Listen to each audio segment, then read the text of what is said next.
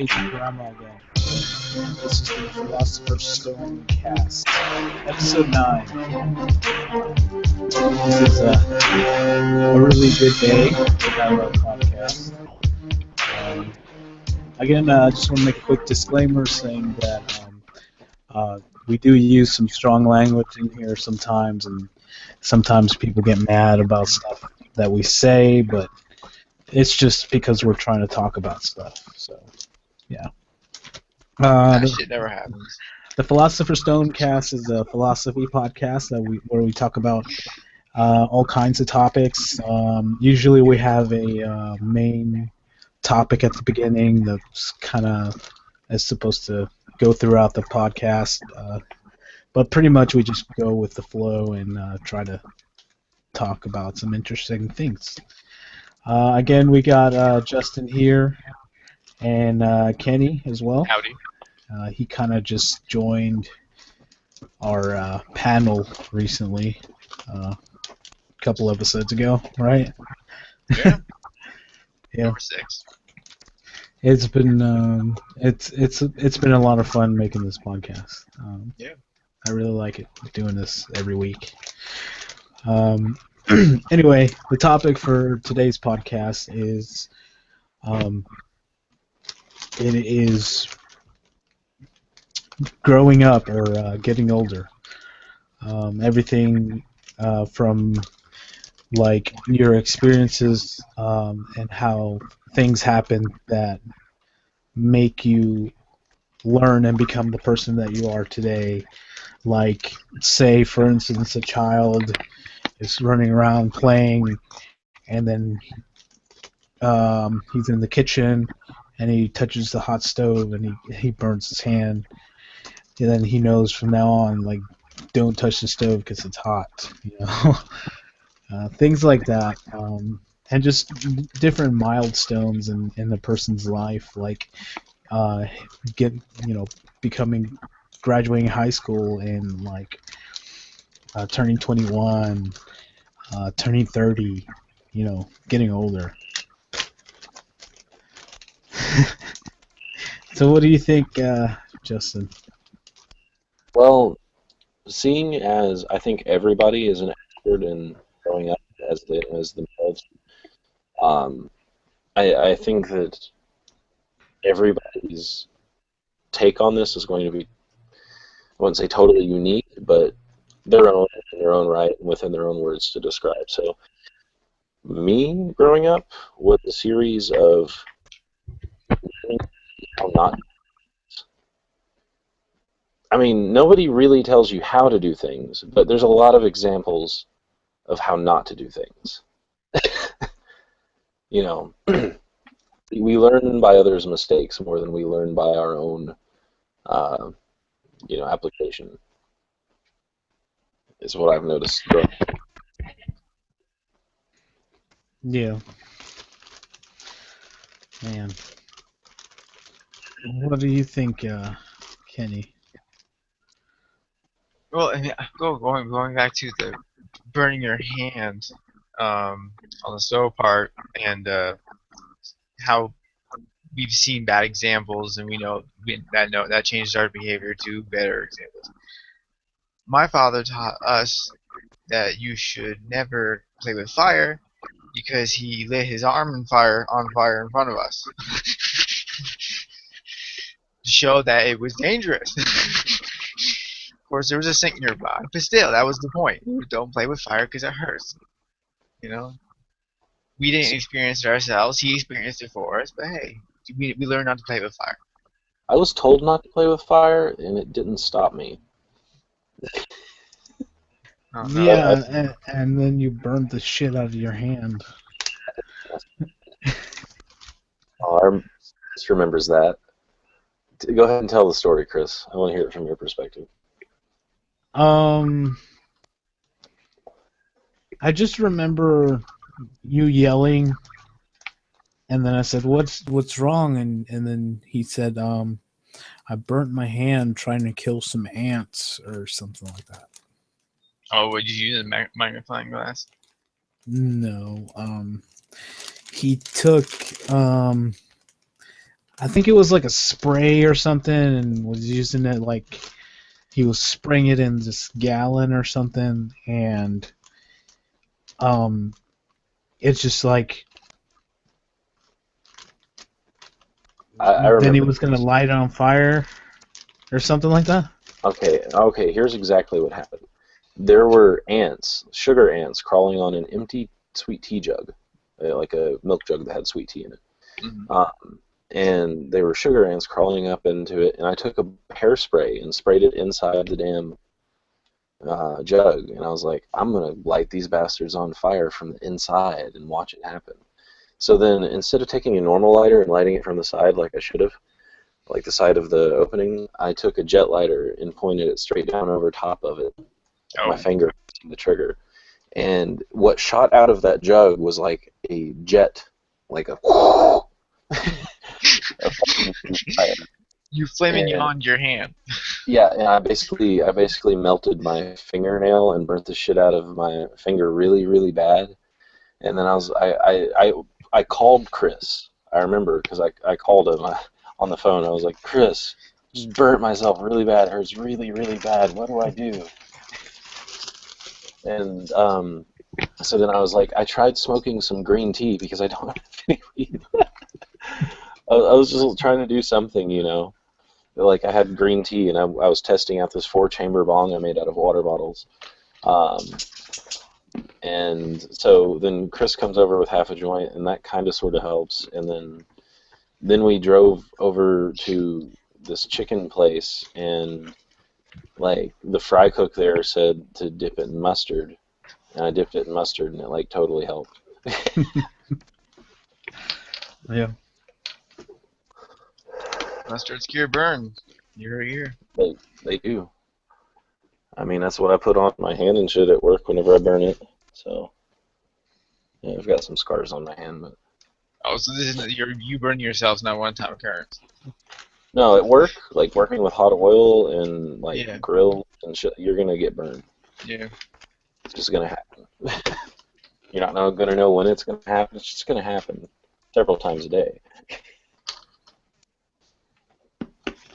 Cool.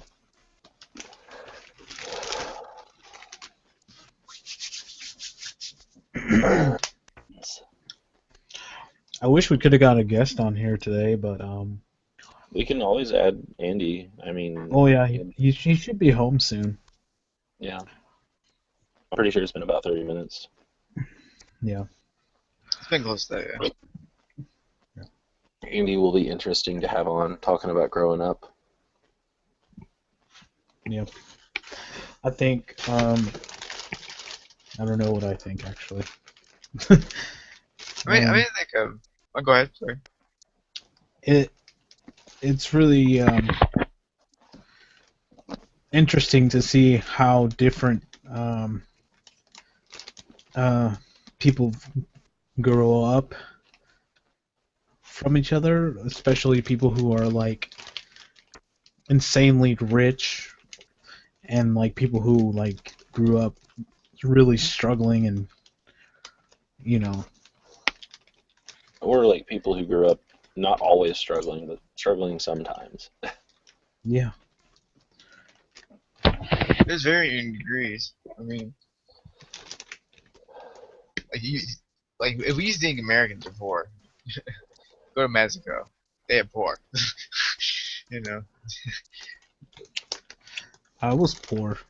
Yeah, but I mean, Just even that type of poor, like U.S. government takes care of the poor pretty well. I mean, compared to like countries like Mexico who don't do anything at all. sometimes the U.S. government takes care of the poor, but like if you're not if like you don't apply for the programs for one, or if you're not eligible for them for some reason, it becomes kind of detrimental.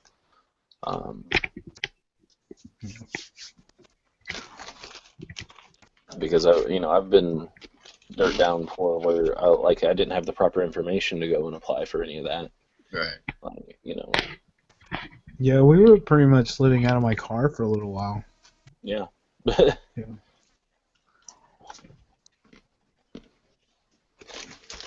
That was some times.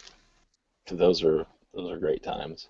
We go up to Starbucks and get stoned.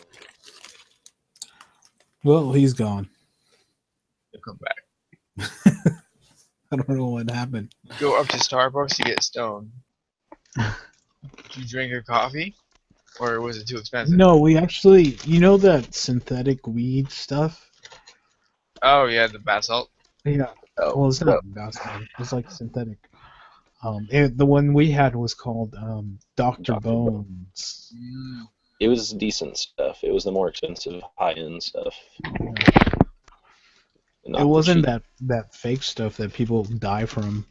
No, it was like made to be an actual synthetic weed. It'd get you high for like 10 minutes or something. But it was really, It was like a short time. Very short one. but it was we would we had this one hitter, and we just like go to Starbucks and smoke there and just draw or talk about whatever. yeah, that was fun. Yeah. Then we'll drive around and then find a place to park and sleep. You remember that one lady that I was drawing, that naked chick, right? The one that looked really good. Mhm. And that lady at Starbucks walked up and she was like, "That's really good" and stuff. And I was like, "You want to buy it?" Yeah, what the hell not, man? Yeah. Or just Like, gotta eat. If she would have bought that drawing, we would have eaten. well, what would you have done with the money? We would have eaten. We would have gotten a Golden Corral. Yeah, or Speedy B. Okay, but no, like, to me, like, I would have much rather have stared at a plate of food than that drawing.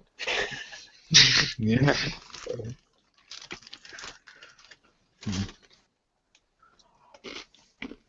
I'm feeling really nostalgic, and it's Well, when you talk about growing up, yeah.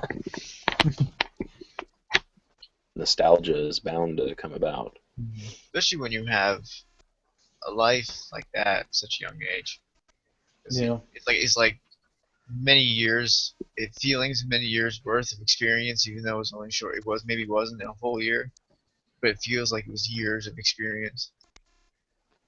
Well, I That's mean, why it was, there's that. what was it, a year and a half? I don't really recall. Like, a year and a half, maybe 2 years. No, it was more than that. Jeez. What? Like, how many years were we, like, trying to work to make a band and stuff? I think it was like 3 years. Yeah, 3. Sounds right. Yeah. It pretty much fell apart after you left.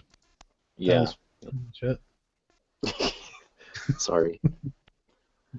Well, like, I was still very enthusiastic even after I left about like making tablature with you and then having the band play it with like another musician and like still taking their input too, but like seeing that come together. But then fucking can't remember his name. Drew. Drew was like, "Nah, man, you gotta be here." Blah blah blah. I'm like, really? It's like not according to many successful bands who write music with other musicians to play it.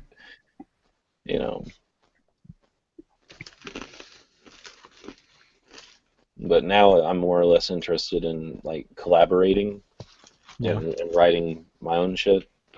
But I've lost a lot of enthusiasm to do that as well, just because I've been working so much and all that other good stuff. It becomes difficult to retain creativity when you're doing monotonous tasks on a daily basis. Yeah, definitely. Yep. That's why you don't have to have 5 things. You don't have to have 6 things you're interested in. If you just have like 1 or 2, then you'll get by just fine. Well, I like to draw. I like to write music. Yeah, any type of expressive outlet that just helps exercise that muscle every now and then. This isn't necessarily a bad thing. I also like to watch YouTube videos. Like this They one. are entertaining. Yep. which you should comment on, like, and share and subscribe to. Yeah, tell us some of your memories about growing up. Like something really significant in your life that changed, well, then that you learned from pretty much, you know. Oh, like Yeah. any type of event that caused me to grow up really quickly. Yeah, that you learned from that, like, oh, okay, this is why some people are, you know, worse than others, or why I shouldn't lie, or I don't know. Well, I used to Anything. lie. It could I be used to lie really a lot when anything. I was a kid. I used to lie a lot when I was a kid. But it was drilled into me so much that, man, this is word that it kind of stuck. And then that's kind of what my structure is. If I promise something, then that's my word, and I go through with it.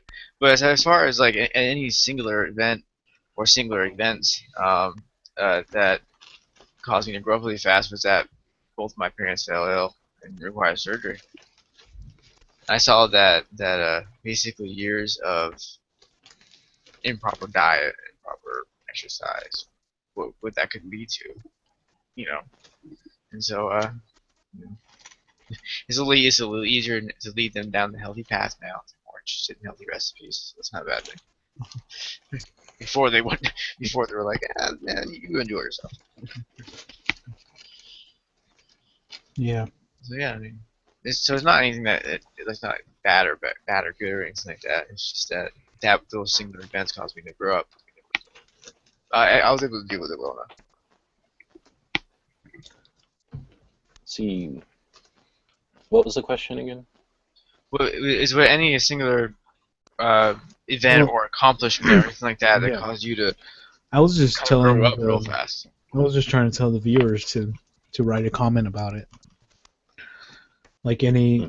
like a point in your life where you learned something while you were growing up that changed who you are. Oh, I can think of a particular instance. When I was about 11 or 12, um, the idea of really like actual critical thought and logic was brought to my attention, and that changed my outlook on a lot of things because it allowed my brain to supersede what I had been taught, growing up about how to think and how to make things happen in your life.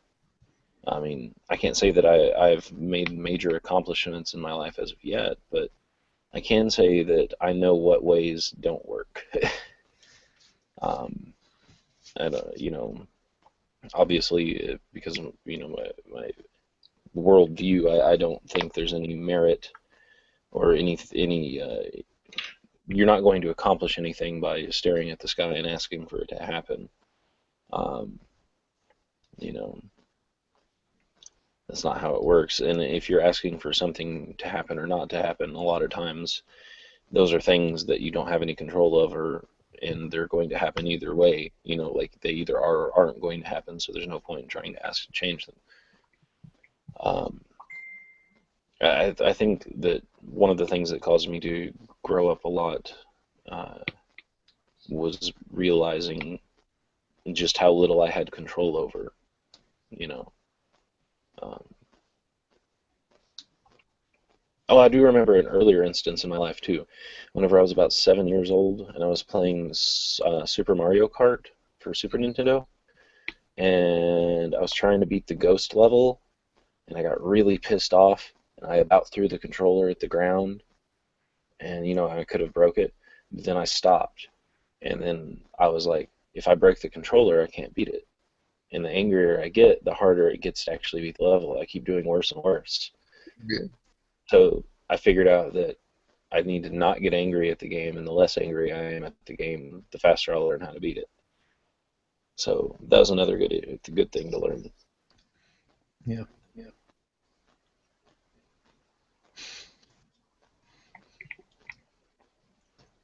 Yeah. Do you guys did you play any games growing up on the Super Nintendo, Kenny? No, actually, I never really. I mostly read books. Um, uh, I, straight geek mode.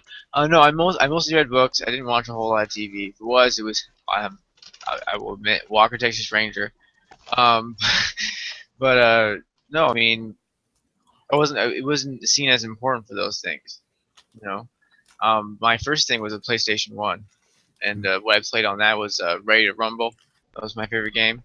But you also had a Sonic game on there that was pretty cool. So yeah, we had a PlayStation One. That was my first one, and now I have a Wii, and then I have a gaming computer, which beats the Wii. Yep. See, I had a first gaming system ever that I had. I believe we had an Atari that was one of my brother's, but then we had the original Nintendo. And we played Mario, Duck Hunt, Star Wars for Nintendo, if you remember that one. Then we had a Sega Genesis, and we played Street Fighter 2, Rage, Sonic the Hedgehog, some other Battletoads. We had Battletoads, fucking ridiculously hard game.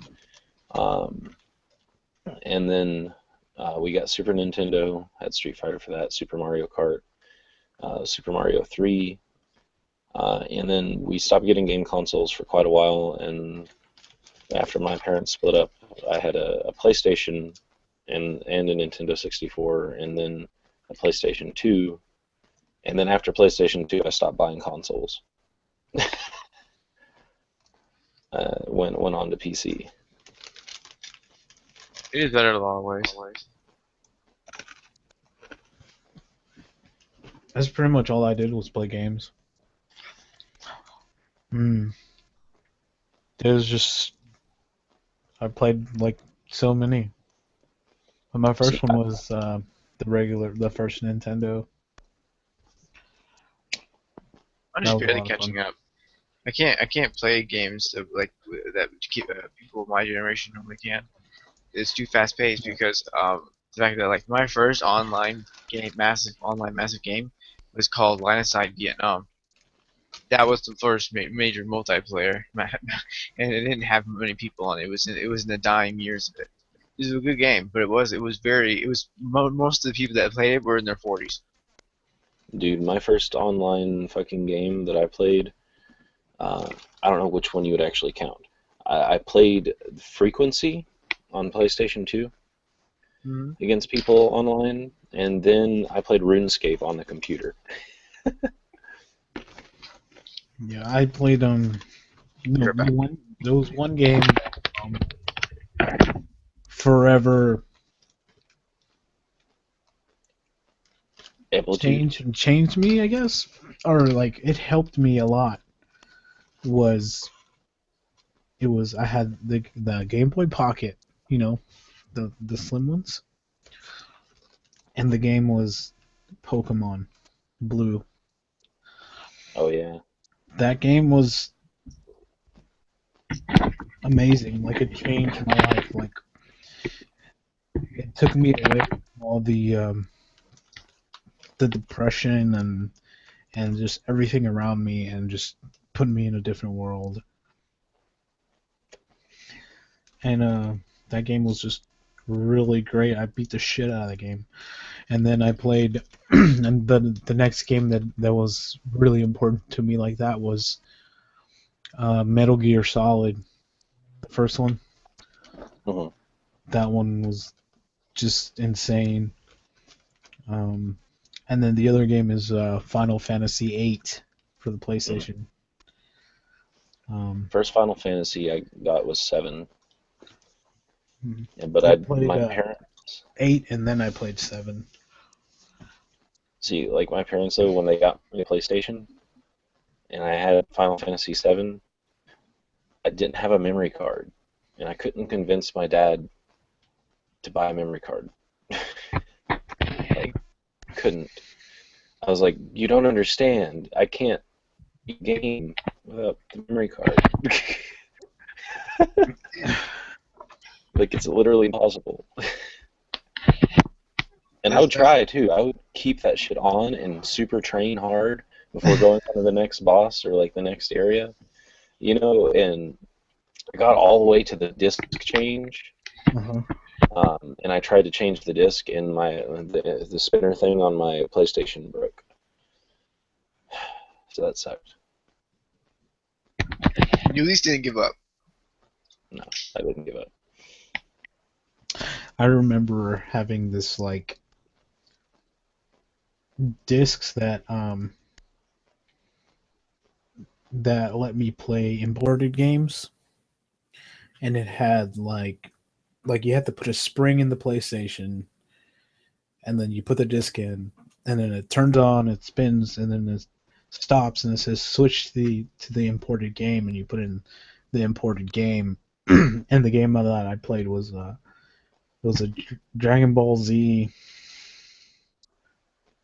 I think it was like Final Bout or something. It was a fighting game. I remember Final Bout, dude. I think so. I had Final Bout for And PlayStation. there was a code where you can put it in. I remember it was like a bunch of X. You hit like X like 11 times or something like that. Yeah. It was weird, and then you can unlock Super Saiyan 4 Goku to fight Yeah. with. And he Without was having like, to beat the game a ridiculous yeah, amount of times. Dude, I remember that. You could also get Ozaru as a playable character, like fucking Baby Vegeta as the fucking golden monkey. yeah. Because he was in the game. There was also a super secret move for Kid Buu. Like, it was a lot of button combination, but when you did it, it was like pink death ball, and it would kill anyone instantly, pretty much. But no, Super Saiyan 4 Goku is awesome because all he would do is turn his hand to shoot a fucking normal blast. He would just like flip his hand over and pew. Yeah. But Final Bout, I bought the game way back in the day, right? I had it on PlayStation. I had to buy a mod chip for my PlayStation because it was in Japanese. I wanted the American version, but it was like $300. Literally $300 fucking dollars because they only made 10,000 copies. I didn't And know there was an American version. yeah, but I bought the Japanese version for $80. I got the Japanese version at a flea market for $15. Oh yeah, I'm sure you could have very easily. I mean, but like that's after they were distributed in the market. This is back in the day when PlayStation was the top of the line shit, and I wanted a Dragon Ball Z game so bad. And it was a good fighting game. It really was. You know, like the character movements were really nice. It looked like a Dragon Ball Z battle.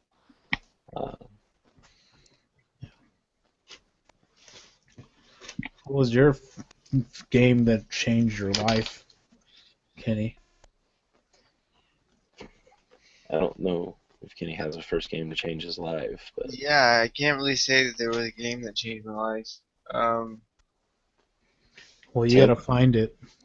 Final Fantasy X was the one. You gotta look around and play some games, and you're gonna find, because there's so many games now for so many people. Like you just have to look and find the game that is your game, and it'll change your life for real. Shadow of the Colossus is a good place to start. That game will, like, it's just so beautiful. Yeah, Such that game is. I still haven't beaten it. You still haven't beaten it? Because I I beat it never 8,000 played it times. back then, but I have it on the PS3, Yeah. and I've gotten I think I'm like halfway through it. Dude, I've beaten it so many times, and then you can do it on harder modes where they've got more places for you to stab. And then you'll unlock like different masks for the character for aggro, and like you'll also unlock a thunder spear, like a spear you can throw instead of an arrow. Shoot, you also have the trick where you can run like and get up on the back of the horse and grab onto the hawk. And if you have the proper mask on, you can actually fly around. It's a really good game. Yeah. Really, I guess difficult, but also just amazing. Like it was way ahead of its time. Still kind of way ahead of its time. Yeah. Have you ever heard of the Onimusha series? Onimusha? Yeah. Samurai game? The first and the second game are like the best ever. Yeah. Like you were PlayStation like 2 really this. had a You were like a samurai, and you were like it was a little bit kind of like Resident Evil, but there was like demons that you fought, like Mhm. Japanese demons and like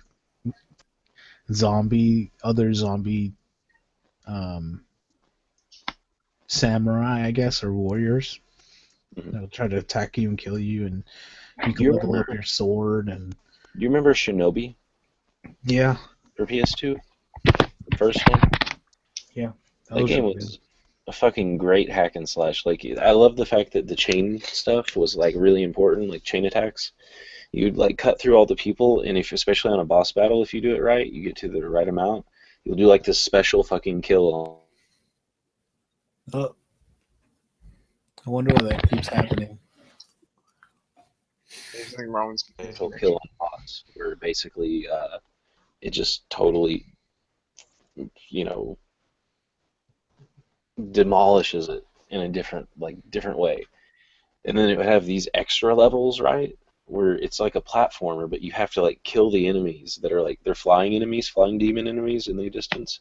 You have Yeah, to jump and attack and kill them, and then it'll give you an extra jump, go and attack the next one. So you have to like sequence kill in mid-flight where you normally wouldn't be able to jump all the way over.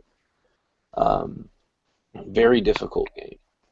Uh, but I think the one game that really changed my life was 10, Final Fantasy 10. 10 was just, it was changing for me because it was like Final Fantasy now had voice actors, you know, um, and it had a different kind of story than a lot of the Final Fantasy games. I mean, they're all based around the same basic idea: worlds end and you have to save it, um, you know. But uh, basically, freaking everything about that game. Like I can go back and play it still and just get that the same amount of joy I got from the first time I played it. I can think of another one as for me was Guitar Hero, the Oh, first one. they're so fun. That one was a lot of fun. And then Uh, Guitar Hero 2 came out and just fucking destroyed Guitar Hero 1. It was like they perfected it. and then three had more songs and stuff, and then you had the modded versions of two with Yeah. extra I songs. modded that um, Guitar Hero 2 and put like um, songs from like Trivium and Metallica and like it was crazy. I don't even remember how I did it. Like Dude, I would love to do that with a lot of deathcore music. Like, what yeah. if we just went about and bought some rights for that kind of engine for a game like that? Well, you Because can actually download it and create your own like yeah, but let's like release a package on whatever program that is of deathcore songs that we've mapped the buttons for it to, and release it for like $4. Like the game only costs $4. yeah, look it up and see if you can do it. Cause I remember doing it and I remember it being pretty simple. Fuck yeah. I remember Frets on Fire was a computer version that you could plug up Hmm. a Microsoft Guitar Hero controller to. Yeah. Um, but the sequencing on that program wasn't very good, if I remember correctly. Uh, but I don't know. We could look into that. That's like kind of out there Yeah. from what we're doing now. I forgot we were on a podcast. It's okay. I'm pretty sure people will enjoy that. Yeah. They'll know the games like you guys did. They'll have the same nostalgic moments. So, See, like, um, I read a lot as a child too, but it wasn't the same kind of reading as like I didn't read classic books. I didn't read all of that. I I did a lot of reading in games because there was a lot of games where you had to read a bunch of shit. There was that. And I always loved when you noticed the typos Yeah. and they had to translate. Oh wow. Um, man, I was gonna say something and now I forgot. Oh uh, yeah, like during the Justin. and Dancing in the Rain. Justin.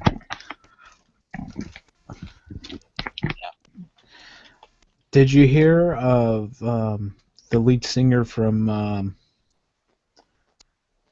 Pantera was like caught doing like saying like white power and saying that he's a racist and he doesn't care. Phil Anselmo? Yeah, I highly doubt that. look it up. No, I've seen that they've actually come out and apologized for having the rebel flag as their thing for so long. That they didn't want that to represent the metal scene. Yeah, but like I'm talking about the lead singer. Just Phil Anselmo? Yeah, just him.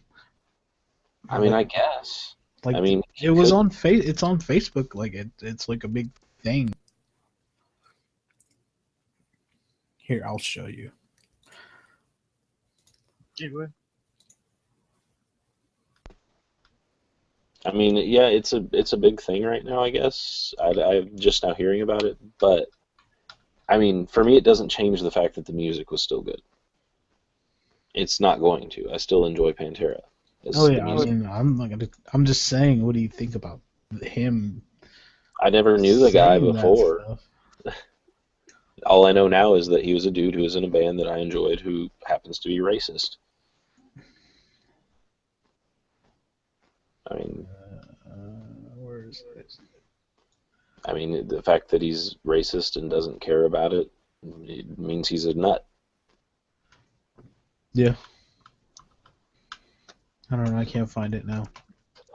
I Oh, think the best society can do is ignore those people. I mean, they're a part of society, but if you don't talk about them, they don't get any attention. They don't have any power. I mean, you can talk about racism, but you don't have to, like, every time some idiot does something racist, point it out. Because they're the idiot, and you giving them attention, especially on any sort of media, is just going to bolster them to the people who like them. It creates a sense of community and unity among the people that you're trying to say are the dredges of society at this point. oh, there's And actually a video of it. Um, Apparently he gave a white pride speech at one of his concerts. oh wow, yeah, I'm that's watching it unfortunate. now. I mean, you would think someone in the crowd would, be black and also into metal and like go and punch Phil Anselmo and be like, "I'm metal too," and I punch you, and he's like, "We're supposed to be brothers because that's what metal's about." Uh, you know, for some people, it's just about the money. well, you wouldn't think it would be that way for Phil. You listen to the lyrics in old Pantera songs, you know, but I guess not everybody can wrap their head around the fact that someone else has a different skin color than you doesn't mean that they're not, a living, breathing human with the same mental capacity as you. Their environment shaped them differently. Yeah.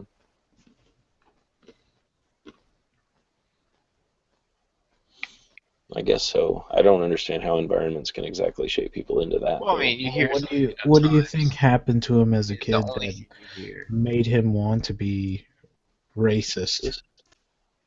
As parents, that's usually where I go. Yeah. It's not surprising. That's who you learn most from, other than your teacher.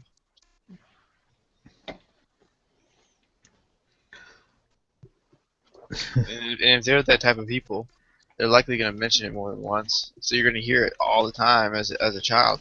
You're going to hear it so much that, I mean, you really can't blame them for believing this certain way. It's the only thing they've ever heard. Yeah. Yeah.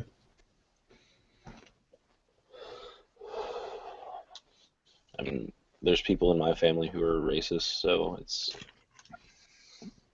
no. I mean, to me, like, yeah, they're not the kind of racist that they would go and actively commit violence against someone because of their race. They're ideologically racist, not, outwardly, explicitly, I'm going to kill you. Super Saiyan racist. Aggressively. No, like fucking fascist racist. They're not like that. But it's more or less like not necessarily understanding someone else's culture in any meaningful way, Yeah. and yet making judgments about that culture based around the skin color. But Yeah.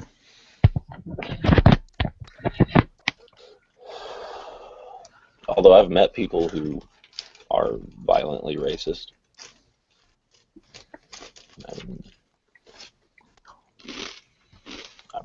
you'd be lying if I'd say if you're a normal white person, if you didn't come across another white person at some point who would basically say, "I'd kill that there Negra." They talk that way. It's like, Yep. He does have a point, though. I mean, I've met someone like that. Here in like Palm when I County. lived in Louisiana, and I lived in Slidell, Louisiana, right? There were a lot more black people, right, than a lot of places I was used to be before then. Yep. Like then in Texas, basically, because that's where I was at before then, that I was going to school. But like the tone towards black people was a lot more racist. And I didn't really understand it until I went to New Orleans. And, as a child, being that young, I still held on to some of the ideals that maybe not my parents thought, but like some of my siblings may have had based on how their dad was or something like that. Because my brother's dad was racist, But it's just like, as I grew up, I started to pay attention to how society is structured, to the history of how things came to be the way they are now, as to why people are living where they're living now, where people settle and how communities form. It has a lot to do with the fact that white people have, for the longest time, been up on a pedestal in our society, where they basically had more benefit than anyone else. They retained more of the wealth than anyone else. So, obviously that's going to create communities that are historically impoverished and still impoverished in a lot of degrees nowadays, not just in currency, but in actual means of wealth, like things they can use to produce stuff that can be a part of the economy. Yeah, because I believe that everybody can make money if they tried and worked at it. Mm-hmm. But if they don't have the opportunity to do it, then people are just going to be stuck being poor all the time. Yeah. And also, it's not just the fact that you have the opportunity to make money. It's not everyone owns land. Not everyone gets land or estates passed down to them when people die. Not everyone, has these historically marginalized white things. Like I say white things, it was made white things because you have to understand how racism was. It wasn't like, I understand racism can happen between any race. Any race can look at another race and think they're inferior or think bad things about them because of their skin color.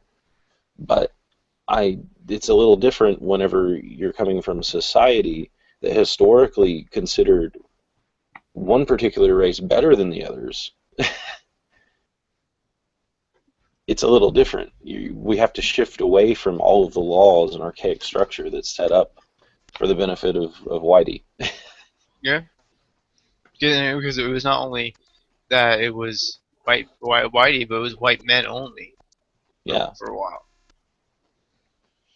And, and I think that's why there's a sort of a schism in the feminist movement today, between what they like, what some women in the feminist movement they're calling white feminism versus intersectional feminism or whatever. Whatever, man. That's what. I know it sounds ridiculous, but apparently they need to have these conversations. But you know, I it is just ridiculous because of what we see, the batshit crazy people from those camps. But some of them are actually very intelligent. yeah. There's exceptions to every rule. Well, I mean, any group I've ever been a part of online, there's always been a lot more batshit people than there are sane people. I say sane loosely. I mean, obviously they're probably sane within normal degrees, but I'm saying ideologically sane and I sound. know because Right. I talk to people, thousands of people every day, and the majority of people are just terrible. If I had to put a percentage on it, I'd say about 87% of all people are just the worst. I mean, I get what you're saying, and I get that all of the numbers are totally just anecdotal, made up. Yeah. And I also get that when you say the worst, it's not necessarily that they are the worst people, but they're like just people you Yep. Those people. They're all crazy. wouldn't want to associate with, basically. Um, Personally, and I think that's the important part, is because it's the varying degree of things. I'm sure there's people who meet you who are like, I don't like that guy. Yeah. There's people who have met me who definitely have gone, I don't like that guy. He's horrible. Um, it happens. Yeah. Everybody's going to be an asshole at some point. Pretty much. Yeah. Well, you never know, too. Some of those people that you may have talked to that you only talked to once may have just been having a really bad day. That's possible. Yeah, but I think that that's really that's something that could be considered. I was gonna say something I forgot. But I think it's closer to like 30% of the people are actually all the time assholes. And Yeah, I'm I'm not like, saying that they're assholes per se, but they're horrible. just not good, great people. Good thinking. Like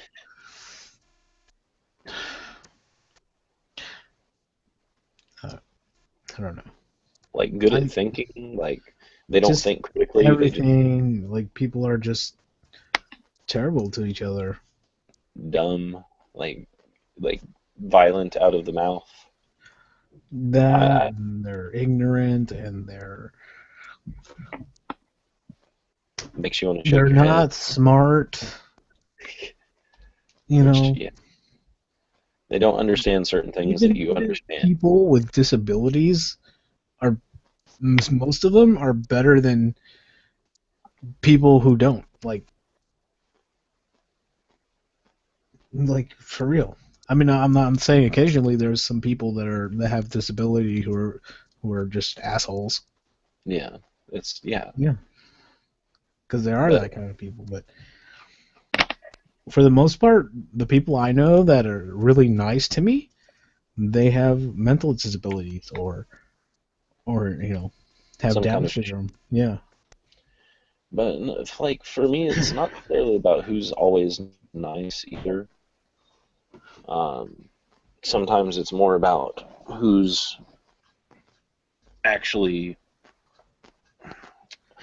who's more likely to cause harm, I guess would be the best way to put it.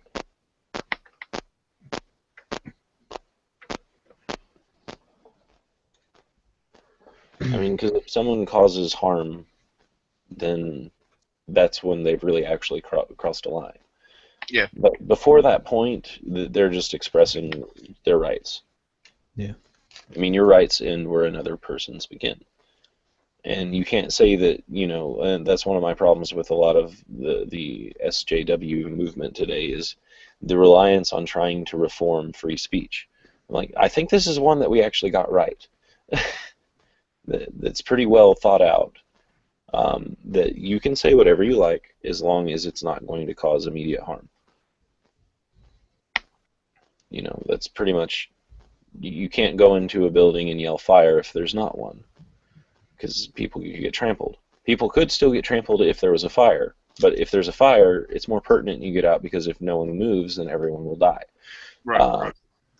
So there's a reason free speech works the way it does. But if you go around advocating that people can't or shan't say certain things, well, then no, all you're doing is drawing attention to the people who are saying those things, for one, which is something they don't need. They've already had their time in history to have attention sought on their behalf, and it failed miserably. And that's why I say it's closer to 30% of people that I say really don't. Like, these people that you talk to, there's probably 80%, ignorant assholes or just plain people. Well, at least in my area there is. But I'd say 30% of the total human population probably are just total assholes who no one would want to associate with, except for those 30% of assholes who associate with each other. But, that's also a bullshit number. I don't know that, but it just seems like to me it's smaller, but the reason we know about it and see it so often is because those are the people that we give attention to in the media. Yeah. And it creates an echo chamber. It creates a way of thinking that because everybody is seeing this happening and we're being reported as it happens, and we're basically trend seekers. Yeah, like freaking zombies, man. Like these people that they grow up like whole families that grow up like that they're like zombies that follow the media and everything else that's popular on the radio, like those redneck guys Don't get me wrong, you can trucks follow listening to rap. Yeah, I mean, I know. Like, no, that's, you're talking about some of my family there, but no, like it's like this. You can still follow that stuff, but you can be critical of it instead of just going, "Oh, what's coming up next? Oh, wow, I want to go see that." Blah blah blah. There's nothing else in the world that exists. Yeah. That's why I get so bent out of shape when people start talking about sports whenever it's sports time. Like I've noticed that throughout the year, I can less readily predict the time of year it is by how it feels outside than I can predict the time of year based on what sports is going on. Which is a testament to both our impact on the environment and the fact that people are just so maddeningly involved with sports. And it's never made sense to me personally. I mean, I can't condemn people who like it, but it's just like there's other shit that's more important. And why is so much money going to this? Yeah. I'd rather have humans competing against each other in non-violent ways than war, obviously. So I mean, if they want to play they want to play a couple sports to have that competitive. But you can't really call it non-violent because people get hurt all the damn time. Well, people get hurt, but I'm talking about non-violent in the sense that it's not someone shooting a gun at you. Oh yeah. I mean, paintball's fun. Have you heard that? Have you heard that controversy? I don't know if you heard it, but basically ESPN is starting to show like esports now. Mm-hmm. And then the people like that used to do like the football, the basketball and stuff, they're like, what the fuck is this shit? This is just stupid shit. It's not even real sports. And then the people that are, it's just esports make a fuck ton of money, like millions of dollars, and it's a big deal right now. Yeah. Yeah. That's why I said StarCraft, dude. StarCraft is like one of the biggest I know of. You watch these people play, I'm just like, damn. Like, because I play StarCraft 2 online sometimes, and I'll sometimes, I win about 50% of the games I play, which is what they say you'll average out to, is about 50% of the games you play, you'll win. The other 50% you'll lose. But these guys, just totally different level. Like, they could kill me with less units than because I'm over here trying to amass an army, and then they can just come in and totally fuck my shit, like just, and then they're done. It's like 30 seconds into the game, and I'm like, how the hell? And what's funny about these people getting mad about like why is there fucking video games on our sports channel is it's the same thing. It's somebody playing a game that people are watching. You know, like it's the same. It's just not physical. Damaging your body in the process. Yeah, it's I mean, this you might be. exact thing. It's the exact same. There's a game playing, millions of people are watching it. There's a football game playing, and millions of people are watching it. It's just, and they're both two teams competing to do something and win something. Well, I'm just saying, I'd rather have carpal tunnel than a concussion. Yeah. Yeah. They're having these new drone. I don't know if you've seen the commercial for it, but they're having these new drone Olympics, where like people take their drones, they build them, and they fly them through obstacle courses and everything like that. I don't know if you guys seen the commercial for that yet. Badass. But that's actually something else. They're another way of a non-normal sport becoming a sport. Drones. Dude, I can't wait till I'm like 50. Well, I can wait. I'm going to have to anyways. Yeah. But when I'm 50, it's going to be like technology, dude.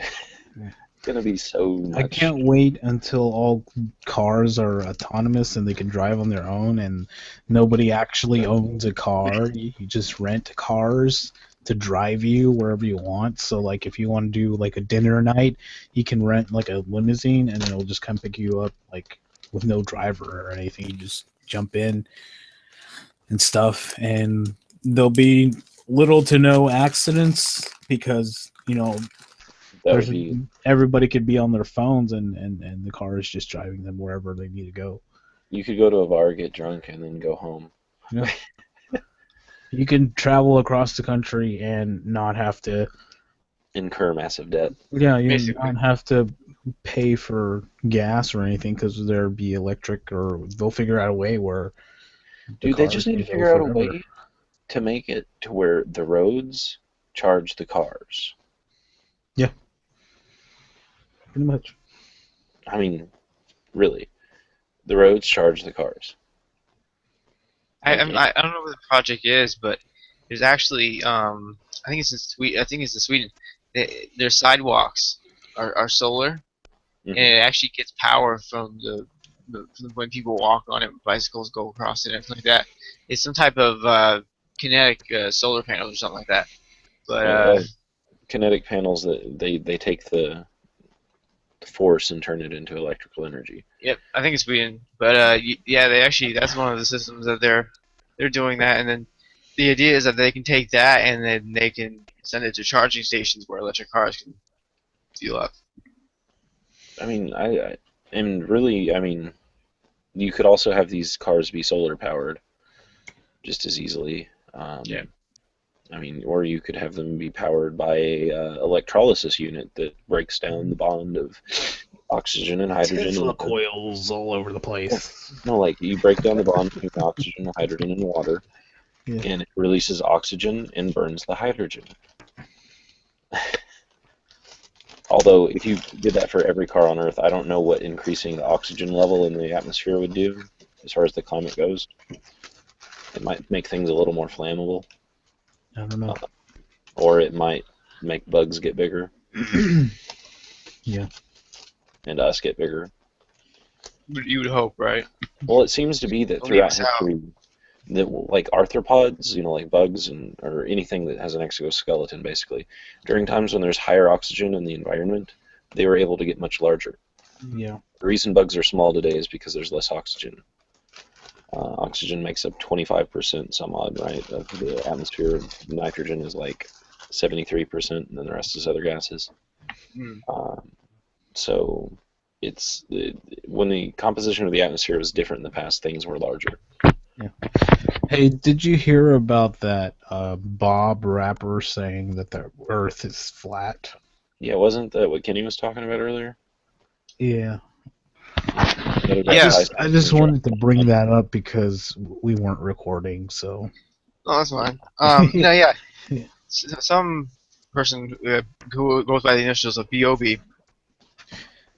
Came out and said that he basically posted links to like articles that were supporting of the flat theory, with that show like physics calculations and everything. Yeah. And he posted all this supposed evidence and everything like that, and he said that NASA was responsible for covering it up and everything. And so Neil deGrasse Tyson then responded back in a tweet, basically saying that like over 500 years of concrete science says otherwise. Well, it's not just 500 years. It's like all the way back to freaking, um, what is it, Aristophanes, or what was his name? Is a Greek guy. A long ass Greek time guy. ago. A long ass time ago. Like pre-Hellenistic period. Actually deduced, using mathematics, roughly the size of the Earth in circumference. He was able to show that it was a circle. You know, he used the position of the stars in the night sky and went over different periods and showed that the Earth was round. Like he deduced the diameter and the circumference of the Earth within a close degree of what it is to what it's understood as today. Yeah. So for someone now in 2016 to come about and say, well, I think they've covered all this up, and it's obviously flat and goes on forever and ever and ever and ever, because that would be the only possibility if it were flat. Oh God. I mean, there's just so many things that saying that the Earth is flat, like it would totally screw up our understanding of everything. For one, Yeah, like I wish I could just stand him outside and be like, "You see that hill over there? The Earth is not flat." I mean, basically, the idea is that the only reason why people can't see all the countries in line, because Earth is flat, obviously you see all the continents, all the other continents and countries, is that because the human eye can't see that far. Well, even if you had wake up my wife real quick. You guys just talk for a little bit. Sorry. okay, basically, yeah. So, my comment back was like, even if you had a giant telescope, you cannot see from one side of the Earth all the way to the other. So therefore, there is no flat Earth theory. Like, it doesn't exist. Yep. And then I jokingly said, then why is airfare so damn expensive? It'd be easier to go fly from country to country when everything's flat. Yeah. Man. People are dumb.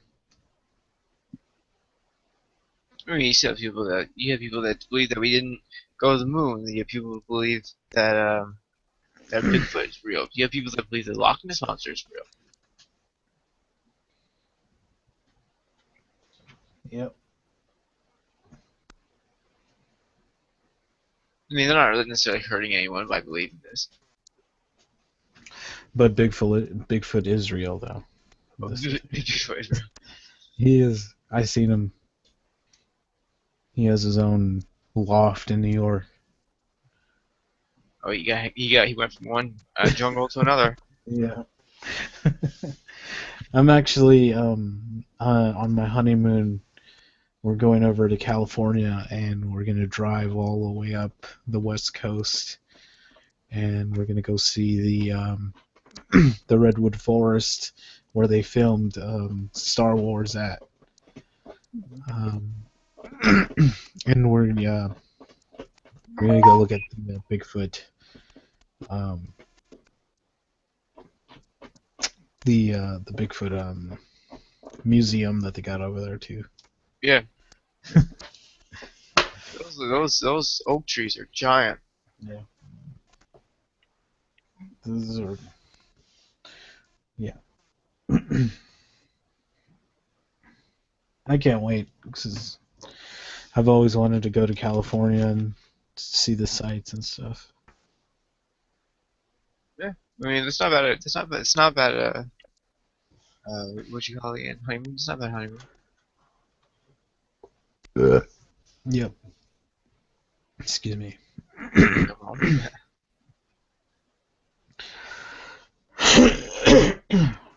Sorry. I'm a little bit like getting sick, I guess. My fiance's sick, and now I think I'm getting sick. Does the constantly getting warm, getting cold, affect you Yeah. terribly? Is that part of it?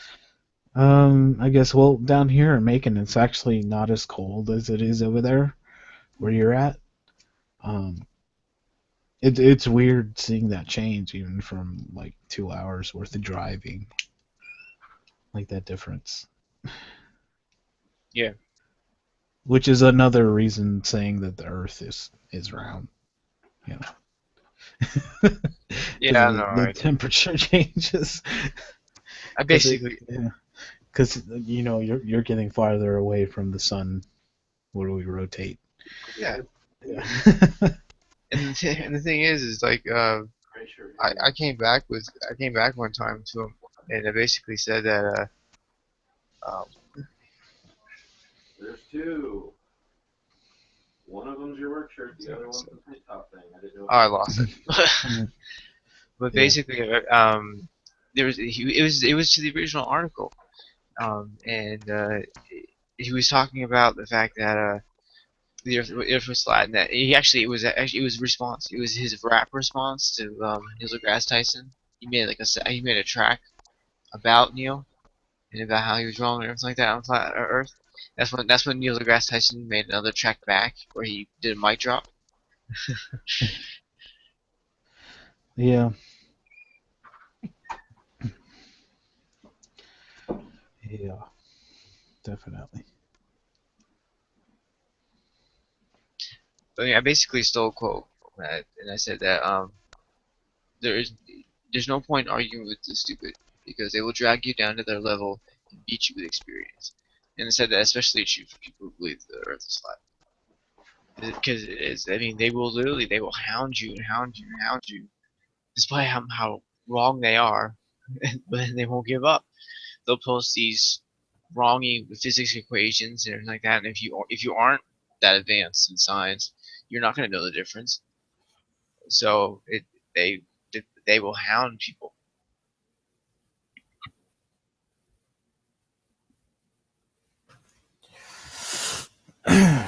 Yeah. I'm I'm getting really tired. Sorry, man. Yeah. Been working a lot. Yeah, I saw your vlog the other day. Oh yeah. Yeah, I put that shit up. But everything's been going good for me so far. I've That's been good. dealing with life a lot better. That's all you could ever ask for. Yeah.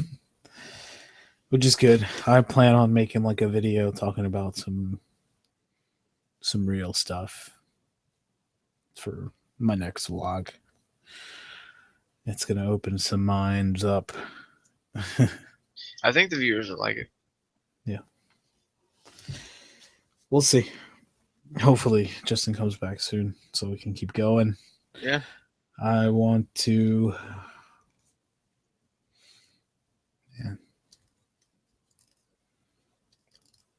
talk about stuff. I don't know. We can still go on a little bit. They were talking. I sent that article over about the fact that fusion was being taken over by private investment, Oh yeah, that's right. and the increase in the amount of research facilities. Um, like you had Lockheed Martin, you have a Canadian-based fusion company. But even though they have a little bit of government, most of their funding comes from private investors. It's the same thing with all these apps you've seen, everything like that, or now with space. Now with space travel and rocket launches. You know, all the private industry comes in, sometimes public, but the private industry comes in, and they see this trend, and they all hop onto it. We've been trying to break that fusion equation since the 1930s and 40s. We have not been able to do it. You know, and some of the projects do come close to ignition. You know, but none can really get past that ignition phase, which is the one thing holding us back from having clean, sustainable energy. And it's often sometimes people even mess up fission. Mm. like Fukushima's fission, nuclear fission, nuclear fusion wouldn't have the same consequences. Yeah, It's just hydrogen atoms. And there's deuterium and there's several other elements, but none of them are going to come together, explode, you know, cause the evacuation of whole cities and everything like that due to radiation. yeah, and of course the technology's gotten a lot better too, making that a little bit easier to handle. Um, Different safety precautions as well that just get better over time. Yeah, I mean, eventually they'll miniaturize it. Like they've done with most things. It'll become a fusion battery, and next thing you know, we'll have power. We'll have enough power to walk in our pocket, enough to power this whole city as we walk around, Yeah. powering whatever devices we have. It'd be crazy. Yeah. They needed to make like a almost like a Wi-Fi type signal, but it's power, and just make it cover an entire city, and it powers that whole city. There's been some research into turning Wi-Fi signals into electricity or transmitting electricity through Wi-Fi signals. Yeah, Um, but so I don't think there's been any luck so far in that department. I just I'm just saying that it'd be really cool if that were possible. Oh yeah, certainly. Well, we already have drones that are entirely solar. Like their entire back is covered in solar panels. I Yeah. saw that yesterday. I think it was either Facebook or um, one of the one of the internet providers um, wanted to send drones that would send out a continuous wireless signal all over the place, and it was solar drones. Yeah. And then basically all they would do is just constantly stream out that Wi-Fi signal, giving people in that area free internet. Cool.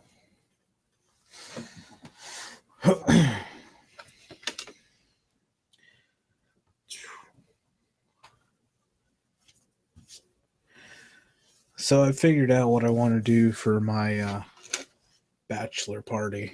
Mm-hmm. We're gonna go and shoot some guns. I'm talking like shotguns and assault rifles and handguns. It doesn't seem like a bad idea.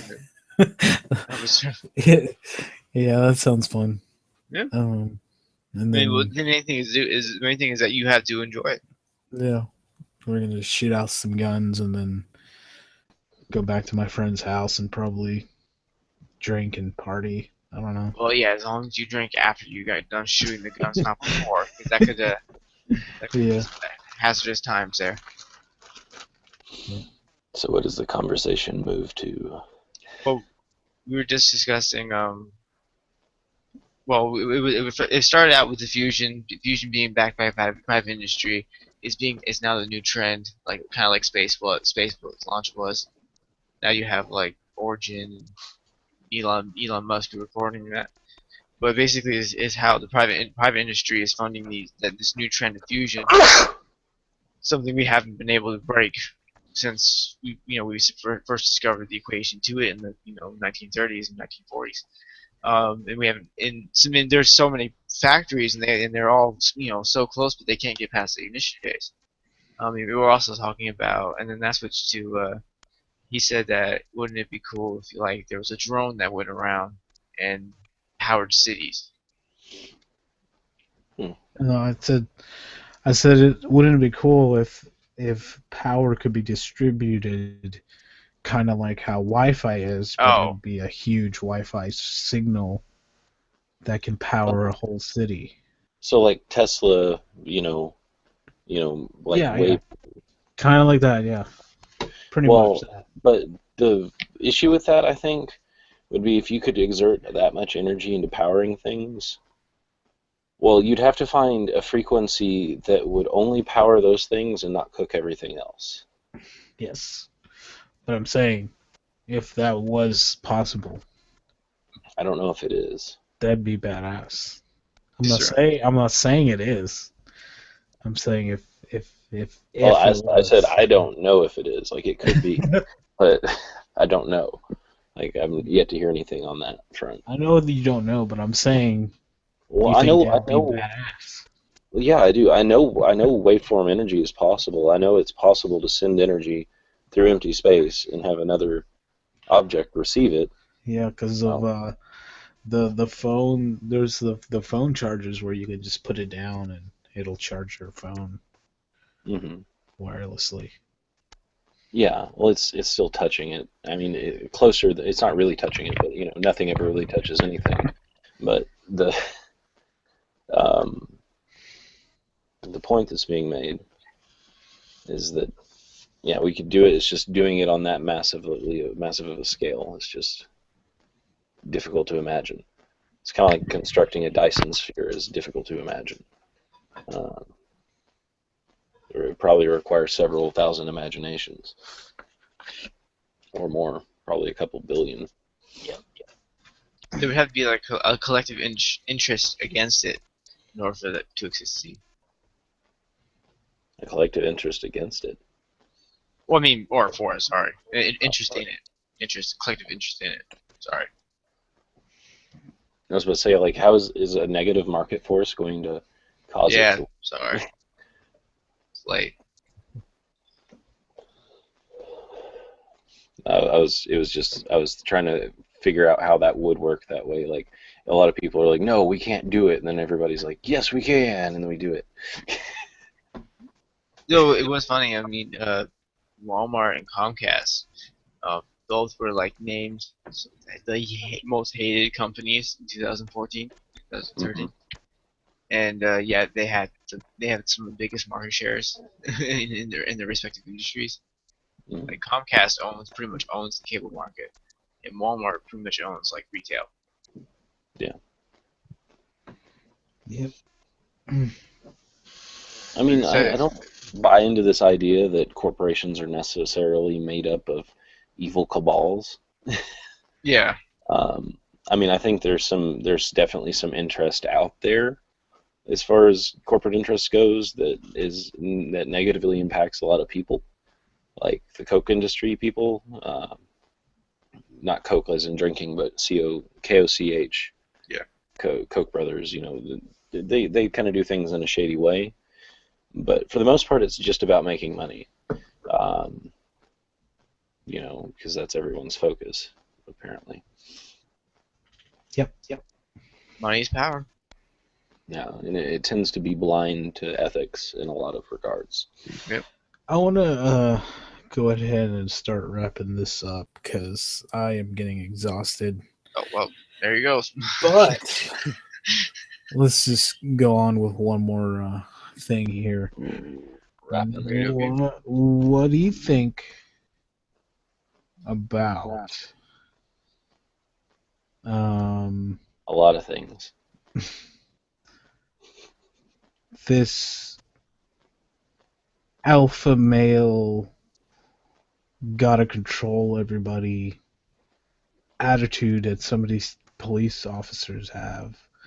And it seems like to be a big deal because there's so many controversies that happens where they're like, oh, this guy wasn't doing anything, and then he got arrested and hurt because he wasn't doing anything, just because the officers were just being violent for no reason. I think that there's okay. This is a very very broad topic because police departments, right? A lot of times and in a lot of places are formed of families.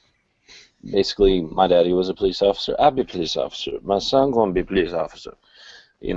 I'm talking about backwoods kind of stuff. And then the really successful of them do transfer to bigger departments sometimes.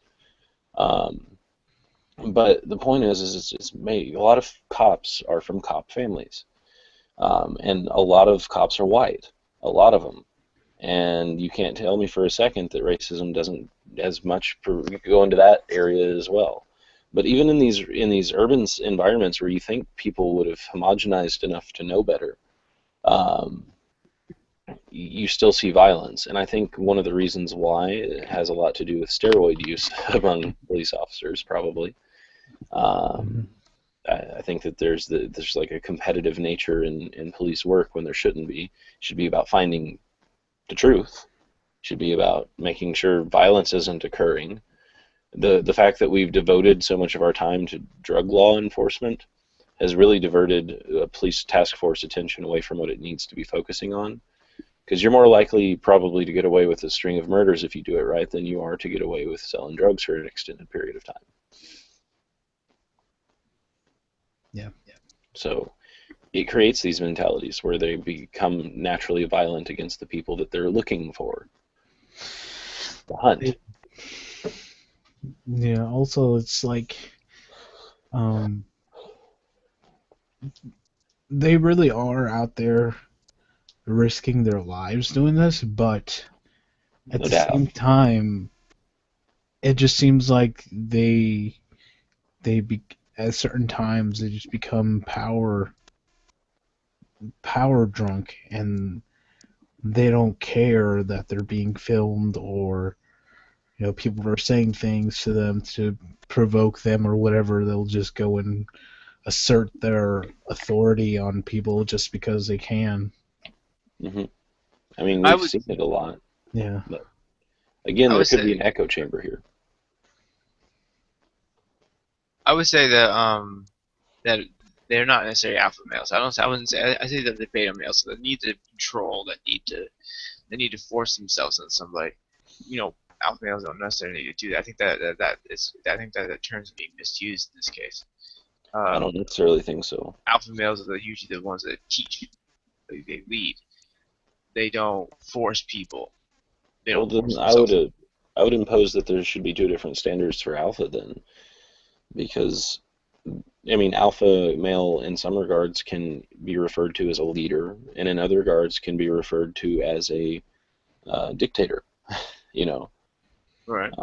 So it just depends on what kind of alpha male an alpha male is. I'm sure there's some person out there who can classically be defined as a typical alpha male who prostrates and thinks and critically thinks and is able to control their impulses and emotions, and can function just fine in society. But we're talking about the macho aperture to alpha nature. The idea that you have to be big and tough, the idea that concerning police especially, that no one can talk against you. You're basically just telling them what you're going to do to them, or what's going to happen. There's no negotiation with a police officer. There isn't. I mean, they're there once they've considered that you've committed a crime to read you your rights and ask if you understand them, and then take you into custody. That's what they're there to do. But obviously, Yep.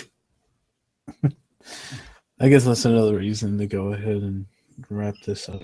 Florida, where you have examples of cover-ups, basically several instances over decades of cops planting evidence to arrest people. That's why I say competition is not always the best determining factor for a body to work in, especially a governing body. Like police, law enforcement should not be about competition, and we've made it about competition through the enforcement of drug laws. And quotas. Yeah. They have to have certain arrest quotas. And I was listening to a Joe Rogan's podcast, and he had an ex-Baltimore cop on there. And they were discussing this, and he said that he would purposely go into the poor neighborhoods and everything like that, even though his his traffic area was in the richer white neighborhood, because he knew he would get more. He would get his quota filled by going to that poor area, and it just so happened that that poor area was dominantly black, and he was a white officer. The whole thing about drug laws, and the whole thing concerning several other types of laws in our society, they're based around criminalizing certain activities of the poor. But they don't. The thing is a lot of these activities are actually pervasive throughout classes, but they're only really focused on being criminalized for the poor. Right. drug use is just as rampant among upper class people as it is among lower class people. It's not always the same kind of drugs, but drug use is. It's a human thing, but it's only enforced on some of us, and it really shouldn't be enforced on any of us. Yeah. And a lot of the people that go to jail are like just it's for like drug related things that weren't even violent at all, you know? See, I think the only time law enforcement should get involved in someone's drug problem is to try and offer them treatment, possibly, or if it's in the case where they violate the rights of someone else, I've always hated this argument where someone says, oh, they were drunk when they did this, and that means that alcohol is bad, or they were on this drug when they did this, and that means this drug is bad. This is what this drug makes people do.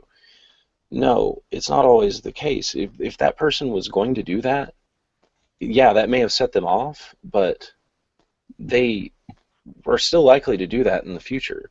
I mean, something else is usually going on besides just the use of something. Now, if it's over long, extended periods of use of something like methamphetamine or hardcore drugs that we know how they fuck you up, that's a different story. I mean, you need to treat someone at that point because their drug use has altered their mental capacity. But it needs to be taken on in that respect. It can't be taken on in this all or nothing scenario where we basically say, you can't do any of this, because it's going to create so many more problems. You actually have to address the problems of drugs on a case-by-case basis. Right. And you can't sit here and blanket things because it's going to cost you more money in the end. And since that's the way we're running things, that's the game you have to work in. Yeah. I think with that said, I think we can go ahead and finish this up real quick. Thank you guys for coming and joining us here today. I don't think we had any viewers tonight, but I'm sure we're going to get some views after this uploads. Like, comment, and subscribe, guys. Let me put on this music here. And also share with your friends. And I guess we can start our goodbye banter if you want to do that.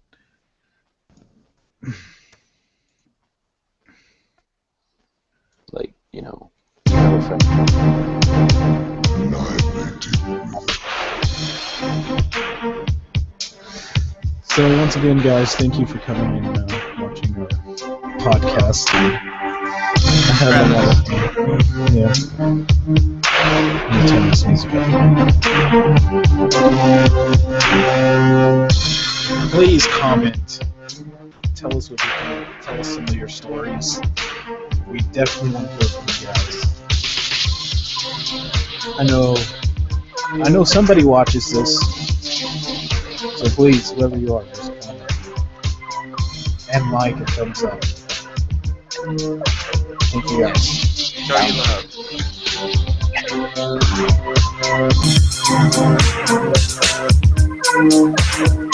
love.